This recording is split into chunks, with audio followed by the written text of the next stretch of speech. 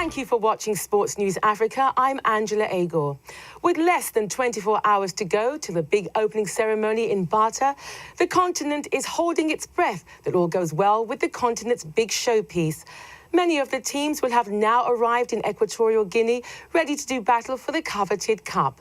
We'll start our build-up with an interview with journalist Jonathan Wilson, who has just arrived in Malabo. Jonathan, can you give us a sense of the atmosphere now the tournament is less than 24 hours away? Well, I arrived yesterday, and to be honest, there wasn't much sign of anything going on. There's a few people working around the stadium in Malabo, which, to be fair, doesn't host the game until Tuesday. But just this morning, there's a whole load of Malian fans that arrived in town. They're driving around on the back of trucks, also dancing around with Malian flags, tooting their horns. And there's a last sort of a sense of excitement and anticipation. There's a building site, I'm looking across that now, just where the Malian fans have just driven in front of. And there sort of seems to be general amusement on the part of the workers there. They've been sort of waving back. So there is a sense today of something building, which perhaps wasn't there yesterday. But as I say, the tournament starts in Bata tomorrow, and it doesn't really get to Malabo until next Tuesday. When you alighted at Malabo Airport, did you receive any medical examination? Everybody on the plane had to fill in a form confirming you hadn't had any symptoms of Ebola. You had to say where you'd been in the past 3 months. So obviously people who'd been to Liberia or Sierra Leone or Guinea, I guess they'd have performed more in-depth checks.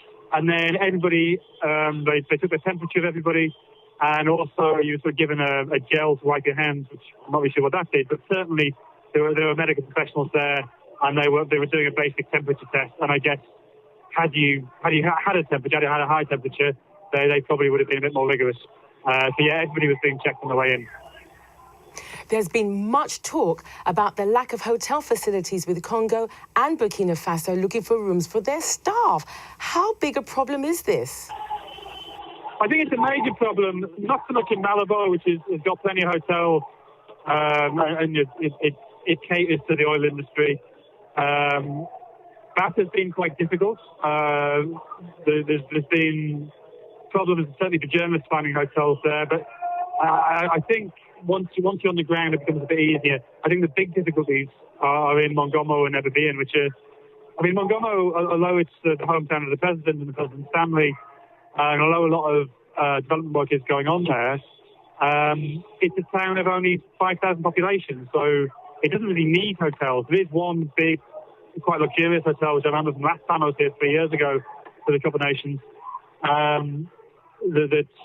where the teams are staying, but apart from that, there really isn't much.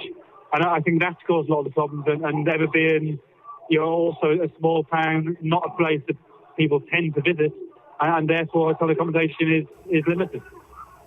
There have been reports that police there have arrested an opposition member and a human activist who have called for a boycott of the Games.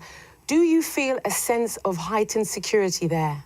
I'm not sure if it's heightened necessarily. I think Equatorial Guinea is a country where security is pretty tight anyway. It's on the one hand, it's very safe. I think you can wander around most parts of town, yeah, absolutely with a sense of security.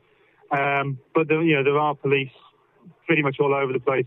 Even on the drive-in from the airport last night, which I guess the driver maybe 15, 20 minutes, no more than that, we were stopped twice by police and a very cursory check of the papers, but there is a heavy police presence. But I'm not sure if necessarily for the tournament. I think Equatorial Guinea is just a country where security is taken very, very seriously, and the police and the army do have a significant presence on the streets. I wouldn't say it's overbearing. It's not, as a British journalist here, you certainly don't feel threatened by it in any sense. But yeah, the police security presence is strong. That's undeniable. Finally, can you give us more of an idea about the preparations in terms of the games themselves?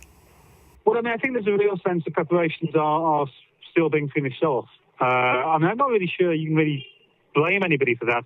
You often get to the Cup of Nations and the day or two before, there's still things being polished, a bit of painting going on. And given how late Equatorial Guinea stepped in, I think it's inevitable that's going to be going on now. I went up to the training pitch in Malabo this morning, and there's a guy with a lawnmower going across it. But that looks, pretty decent pitch, pretty good facilities. Guinea are training there this afternoon. But I mean, that's the stadium that's in regular use for club sides in Malabo. So you would expect that to be pretty good. But they clearly kind of made an effort with the grass. That they would sort of change some of the posters over. There was somebody checking all the nets this morning. So I mean, in a sense, sort of last-minute checks. But actually, it's from what I've seen so far, it feels pretty calm as if things have been had. Having said that, I don't think the difficulties are ever going to be in Malabo. I think the difficulties are in Montgomery and Aberdeen, and we'll find out on Sunday and Monday, how well prepared they are there.